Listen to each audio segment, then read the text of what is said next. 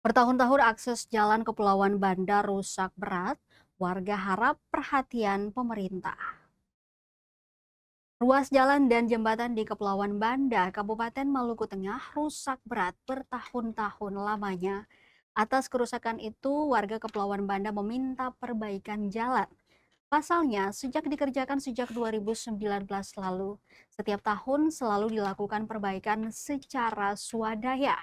Luas wilayah Kecamatan Kepulauan Banda adalah 107 km persegi yang terdiri dari 10 desa, antara lain Lontoir 2.322 jiwa, Pulau Hatta 692 jiwa, Selamon 1.576 jiwa, Wair 1.452 jiwa, Uring Tutra 458 jiwa, Lautang 581 jiwa, Wailing Pensibi 1.283 jiwa, Boyau 906 jiwa, Dender 416 jiwa, dan Combir Kasestoren 770 jiwa.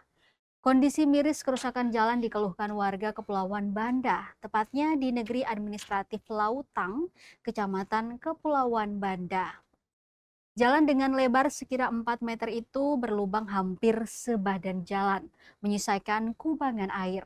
Para warga akhirnya secara swadaya memperbaiki jalan yang meliputi Negeri Administratif Lautang, Negeri Administratif Uring Tutra, hingga Negeri Lontoir. Jumat 30 Januari 2026, Kepala Negeri Administratif Lautang Ramli Astar mengatakan kondisi jalan rusak berat dan diperbaiki setiap tahun.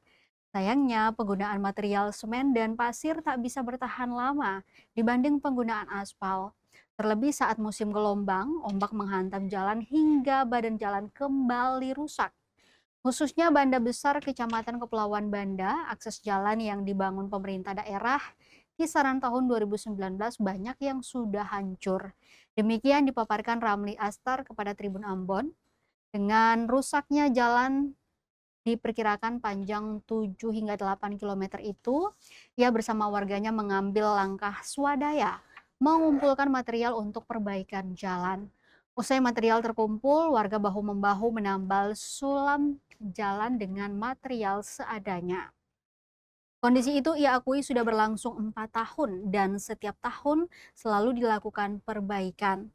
Perbaikan jalan selalu dilakukan warga menjelang bulan suci Ramadan. Namun sebelum itu dilakukan survei terlebih dulu.